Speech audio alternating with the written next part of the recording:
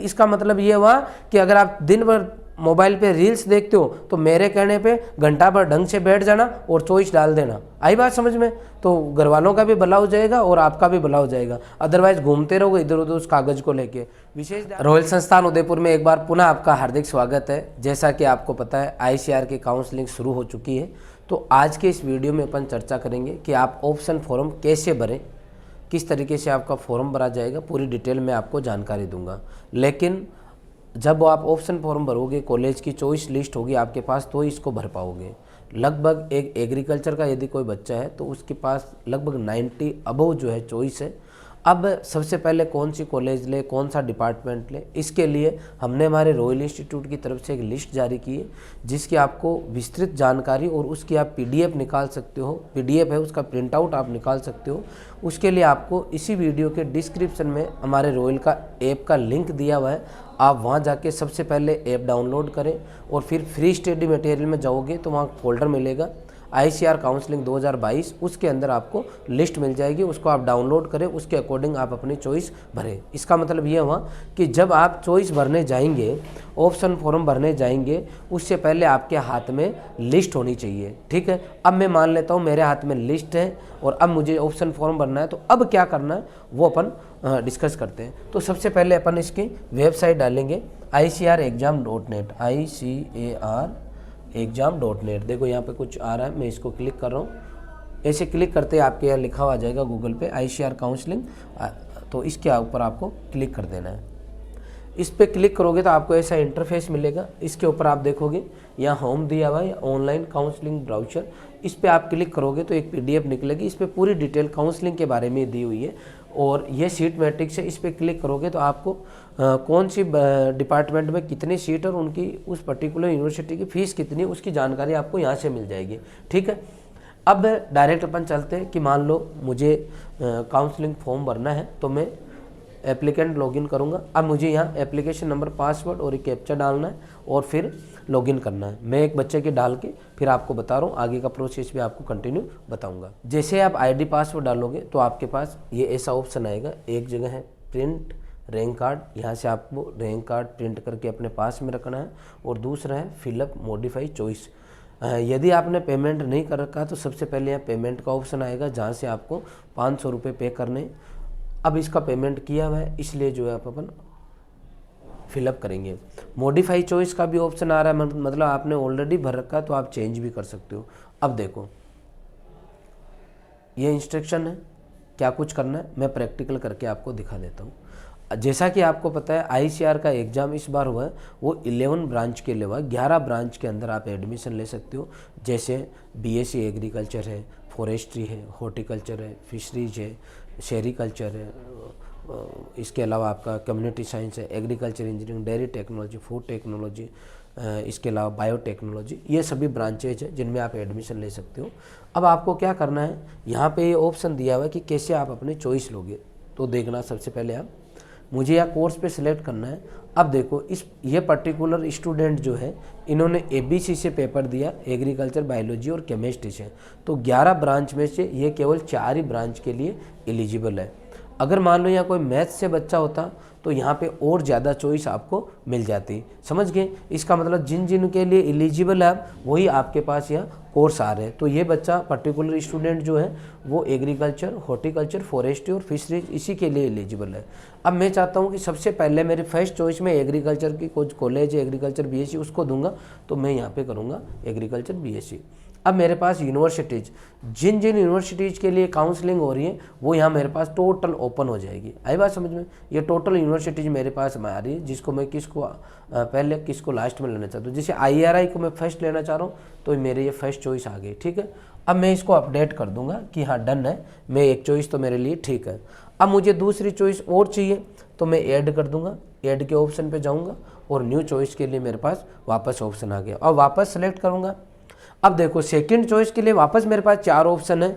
चाहूँ तो मैं एग्रीकल्चर लूँ या हॉर्टिकल्चर, फॉरेस्ट्री, फिशरीज। मेरी इच्छा है कि मैं अभी एक बार एग्रीकल्चर की लूँ, तो मैं अब जाऊँगा आगे। और अब एग्रीकल्चर की वो एक यूनिवर्सिटी तो मैंने ले ली। अब मेरे पास दूसरी और चॉइस आ रहे हैं मेरे पास। फॉर एग्जाम्पल मैं देख रहा हूँ, देखने के बाद मुझे लगा कि मैं टीएनयू में जाना चाहता हूँ मान लो, तो मैंने सेकंड चॉइस यहाँ दे दी। मैं आपको बता दूं कि आपको कौन सी चॉइस देनी है, उसके लिए तो हमारे ऐप के ऊपर जाके आपको वो लिस्ट डाउनलोड करके हाथ में रखनी है।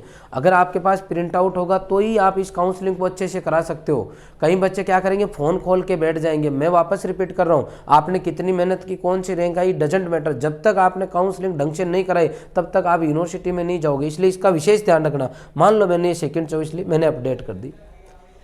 अब मुझे पता चला कि तीसरी चॉइस जो है मैं हॉर्टिकल्चर लेना चाहता हूँ। मान लो क्या लेना चाहता हूँ, हॉर्टिकल्चर। तो मैं वापस ऐड पे जाऊँगा और फिर मेरे पास ऑप्शन आएगा। अब मैं हॉर्टिकल्चर पे जाऊँगा, ठीक है। और हॉर्टिकल्चर के लिए मेरे पास वापस सभी यूनिवर्सिटीज़ के ऑप्शन आ रहे। ये सभी यूनिवर्सिटीज़ के मेरे पास ऑप्शन आ रहे। अब मैं चाहता हूँ कि मैं जो है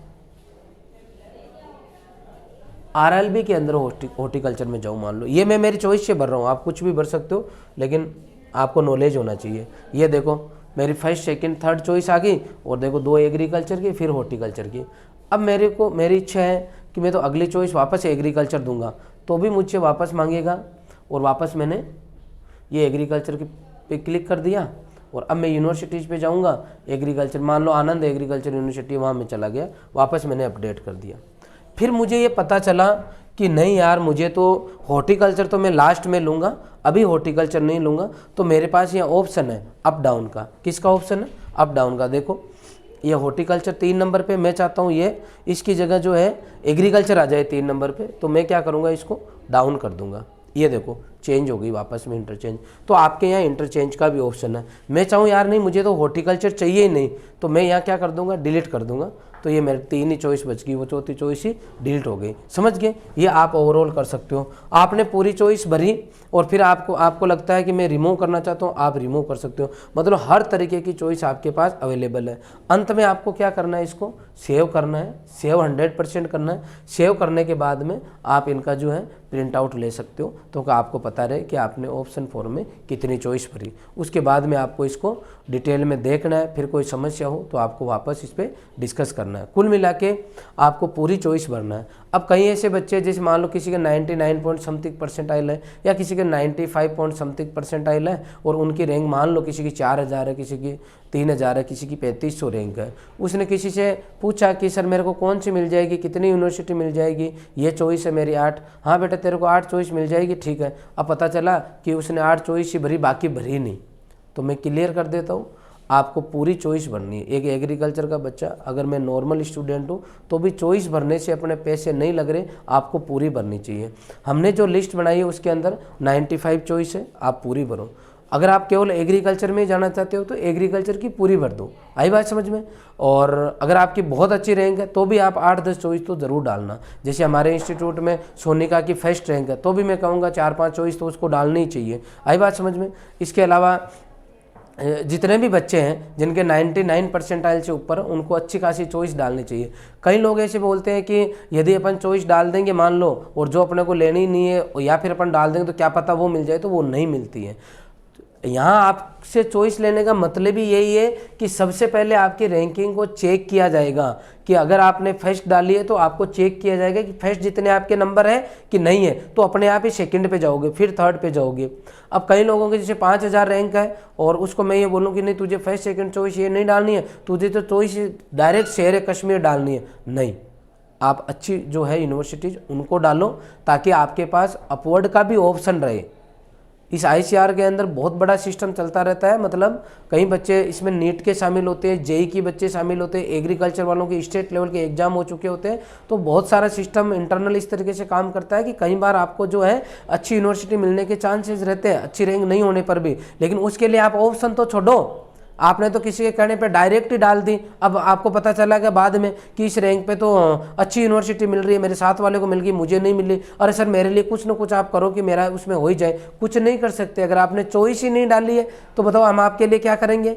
इसका मतलब ये हुआ कि अगर आप दिन भर मोबाइल पे रील्स देखते हो तो मेरे कहने पे घंटा भर ढंग से बैठ जाना और चॉइस डाल देना। आई बात समझ में? तो घर वालों का भी भला हो जाएगा और आपका भी भला हो जाएगा। अदरवाइज घूमते रहोगे इधर उधर उस कागज़ को लेके। विशेष ध्यान रखना है। फिर भी कोई डाउट हो आप कमेंट बॉक्स में कमेंट करना, मैं आपको और अच्छे से जानकारी दूंगा अगर कुछ कन्फ्यूजन है तो। ठीक है बेटा। इसके अलावा जो बच्चे 2023 का सपना देख रहे हैं देश की टॉप यूनिवर्सिटी में जाने का, उन बच्चों के लिए 1 जनवरी से हम लोग जो है बिल्कुल फ्रेश बैच चालू कर रहे हैं। इस काउंसलिंग का आपको पता 9 फरवरी इसकी लास्ट डेट है, तो इस 9 फरवरी तक आप इंतजार नहीं करें। ओवरऑल फाइनल काउंसलिंग सभी मॉपअप राउंड सहित ही 9 फरवरी को कंप्लीट होगी। इसका इंतजार नहीं करें, आप कोर्स या बैच हमारा कोई सा भी ज्वाइन करें, और फिर अगर आपका सिलेक्शन हो जाता है, अगर आप हमें प्रूफ देते हो कि मेरे को ये मिल गई है यूनिवर्सिटी, तो हम आपकी पूरी फीस रिफंड कर देंगे। ये बात मैं बार बार इसलिए बोल रहा हूँ क्योंकि मुझे पता है टाइम इंपॉर्टेंट है। आई बात समझ में? आपने पूरा वीडियो देखा, इसके लिए आपका बहुत बहुत धन्यवाद। Thank you very much.